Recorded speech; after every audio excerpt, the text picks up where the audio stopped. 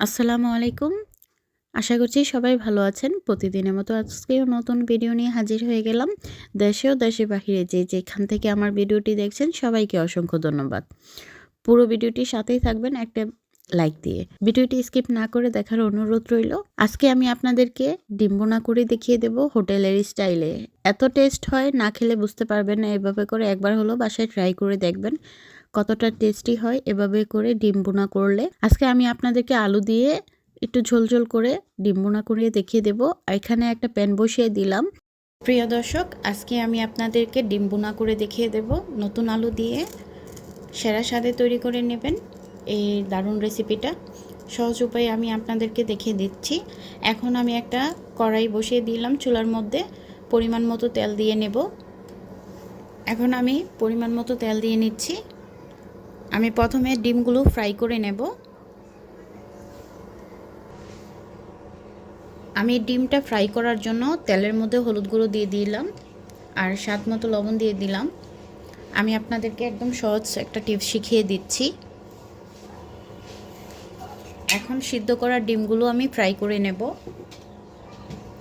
একটু নেড়েচেড়ে মিলিয়ে নিচ্ছি হলুদ গুঁড়োগুলো। তেলটা গরম হয়ে আসার পর দিয়ে দিলাম ডিমগুলো।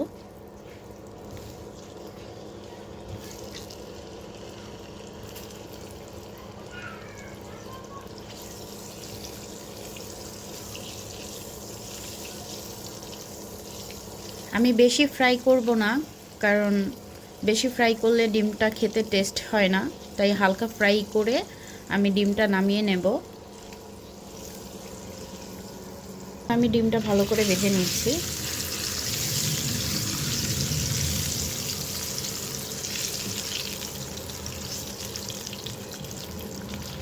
নেড়েচেড়ে ভালো করে ফ্রাই করে নিলাম। দেখতেই পাচ্ছেন আমি কিন্তু পুরোপুরি ফ্রাই করিনি, হালকা ফ্রাই করেছি। এখন আমি নামিয়ে নেব।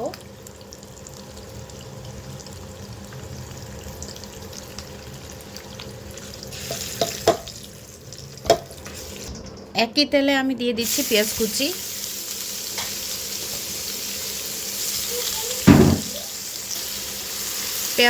পেঁয়াজটা হালকা ভেজে নেব। আমি সাথে দিয়ে দিচ্ছি শুকনো মরিচ। একটু ফ্রাই করে নেব মরিচটা পেঁয়াজের সাথে, সুন্দর একটা ফ্লেভার আসবে।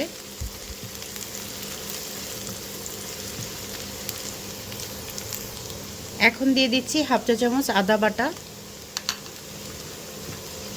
আদা বাটাটাও ভালো করে ভেজে নিচ্ছি যেন মশলার থেকে কাঁচা কাঁচা গন্ধ না আসে।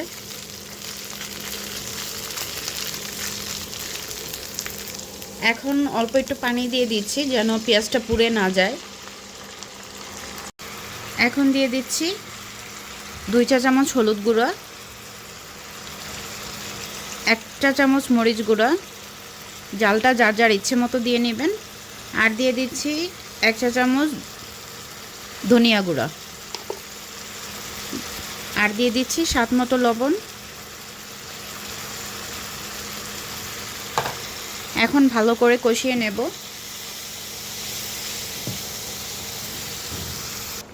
আমি মশলাটা ততক্ষণ কষিয়ে নেব যতক্ষণ পর্যন্ত মশলা থেকে তেলটা উপরে ভেসে না উঠবে, ততক্ষণ পর্যন্ত আমি কষিয়ে নেব। আর এখন দিয়ে দিচ্ছি একটা তেজপাতা ছিঁড়ে, সুন্দর একটা ফ্লেভারের জন্য। আর এভাবে করে ডিম ভুনা করলে খেতে অনেক টেস্ট হয়। যারা নতুন রাঁধুনি আছেন তারা বাসায় একবার হলেও ট্রাই করে দেখবেন কতটা টেস্টি হয় এভাবে করে ডিম ভুনা করলে। না খেলে বুঝতে পারবেন না, এতটাই টেস্টি হয়, বাসায় সবাই চেটেপুটে খেয়ে নেয় এভাবে করে ডিম ভুনা করে দিলে।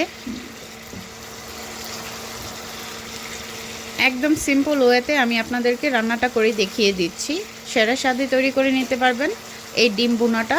আমরা সবাই ডিম ভুনা করে থাকি, অনেকে অনেক রকমভাবে ডিম ভুনা করে থাকি। আমার এই রেসিপিটা একবার হলো বাসায় ট্রাই করে দেখবেন কতটা টেস্টি হয় এভাবে করে ডিম ভুনা করলে। আমি কিন্তু মশলাটা ভালো করে কষিয়ে নিচ্ছি।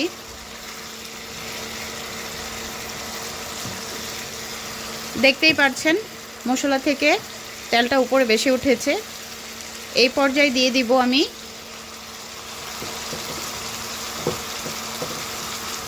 কুচি করে কেটে রাখা আলুগুলো দিয়ে দিচ্ছি। আলুটা ভালো করে কষিয়ে নেব।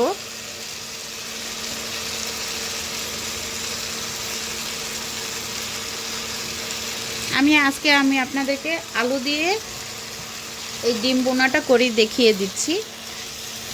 আপনারা চাইলে এটা পেঁয়াজ দিয়েও করে নিতে পারবেন। এই ডিম বোনাটা সেম প্রসেস, সেম উপায়ে। এখন আমি আলুগুলো ভালো করে কষিয়ে নেব।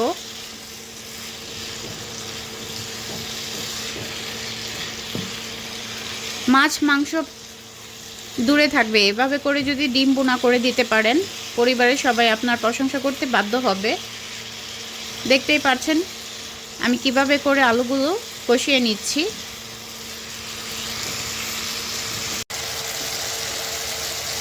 দেখতেই পাচ্ছেন আমি কি পরিমাণের কষিয়ে নিয়েছি আলুটা। এই পর্যায়ে দিয়ে দিব আমি পানি, যেহেতু আমি ডিমটা একটু হালকা ঝোল ঝোল রাখবো। এই অবস্থায় আমি পানি দিয়ে দিচ্ছি।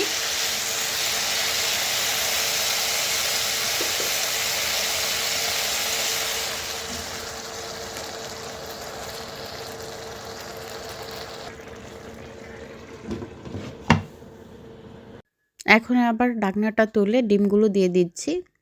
খুবই কম সময়ের মধ্যে এই রেসিপিটা তৈরি করে নেওয়া যায়। দেখতেই পাচ্ছেন আলুগুলো সিদ্ধ হয়ে গিয়েছে, রান্নাটা প্রায় শেষ পর্যায়ে। যারা এখন পর্যন্ত আমার ভিডিওটির সাথেই আছেন সবাইকে অসংখ্য ধন্যবাদ। আর যারা এখন পর্যন্ত ভিডিওটি দেখছেন কিন্তু একটা লাইক দিতে ভুলে গিয়েছেন, একটা লাইক দিয়ে পুরো ভিডিওটির সাথেই থাকবেন। এখন দিয়ে দিচ্ছি আমি ভাজা জিরা গুঁড়া। ডিম বোনানোর মধ্যে ভাজা জিরে গুঁড়োটা দিলে বেশি টেস্ট হয়, তো সুন্দর একটা ফ্লেভারের জন্য দিয়ে দিয়েছি ভাজা জিরে গুঁড়া। আর দেখতেই পাচ্ছেন আমি কিন্তু চুলার জালটা অফ করে দিয়েছি। আমার রান্নাটা প্রায় শেষ পর্যায়ে। আমি কিছুক্ষণের মধ্যেই নামিয়ে নিচ্ছি, আপনাদেরকে পরিবেশন করে দেখিয়ে দিচ্ছি। আমার এই ডিম বোনার রেসিপিটা আপনাদের কাছে কেমন লেগেছে কমেন্টে জানিয়ে যাবেন। ভালো লেগে থাকলে লাইক কমেন্ট শেয়ার করে পাশে থাকবেন। চ্যানেলে নতুন হয়ে থাকলে চ্যানেলটি সাবস্ক্রাইব করে পাশে থাকা বেল বাটনটা অন করে দিবেন, যেন নতুন নতুন ভিডিও ছাড়ার সাথে সাথে আপনাদের কাছে নোটিফিকেশন চলে যায়। আর যারা অলরেডি চ্যানেলটা সাবস্ক্রাইব করে দিয়েছেন তাদেরকে অসংখ্য ধন্যবাদ। পুরো ভিডিওটির সাথে থাকার জন্য সবাইকে ধন্যবাদ। আবারও দেখা হবে নতুন কোনো ভিডিও নিয়ে। আজকে এই পর্যন্ত, আল্লাহ হাফেজ।